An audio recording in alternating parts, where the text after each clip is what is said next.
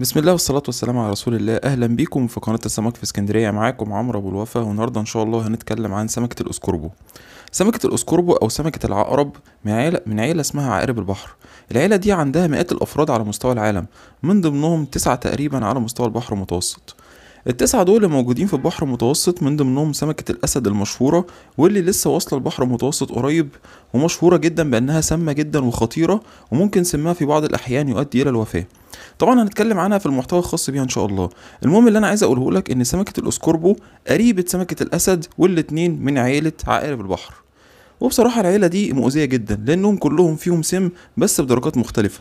يعني مثلا عندك الاسكوربو اللي معايا دي سامة من كل الزعانف بتاعتها تقريبا، بالذات الزعانف اللي في الظهر. بس ايه بيشتغل ازاي السم ده؟ لازم انت تدوس على الزعنفه جامد، فالشوكه اللي فيها تخش في الجلد.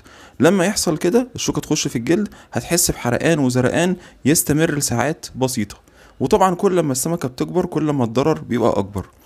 سمكة الأسكوربو أو سمكة العقرب من الأسماك المنعزلة، مش بتحب الهجرة ولا الأسراب ولا الكلام ده، وكمان كسولة. يعني بتقضي معظم يومها في مكانها لحد ما الفريسة تعدي من قدامها، تروح جاية فاتحة بقها جامد سحبة الفريسة دي كلها جوه. وطبعا هي عندها قدرة جميلة جدا سبحان الله على التخفي، لأن هي بتكتسب لونها من خلال البيئة اللي حواليها. يعني مثلا أنت لو لقيتها عايشة على حصوة، هتلاقي لونها منقط.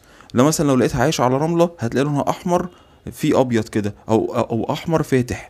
لو مثلا زي اللي انا مصطادها دي كده كانت عايشه على صخور، فهتلاقي لونها بني. طبعا اللي انا مصطادها دي اضطريت ان انا ارجعها الميه لانها صغيره جدا.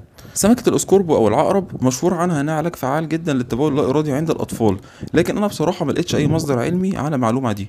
فيا ريت يا جماعه لو حد عنده مصدر علمي يا ريت تضيفوا لنا في الكومنتات تحت، يبقى مشكورا وجزاه الله خيرا.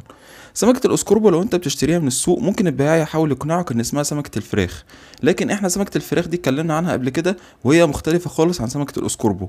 طب لو انت ربنا كرمك واشتريت الاسكوربو، احلى حاجة ليها ان هي تتعمل شوربة، طعمها خطير جدا في الشوربة، وصلي على النبي صلي.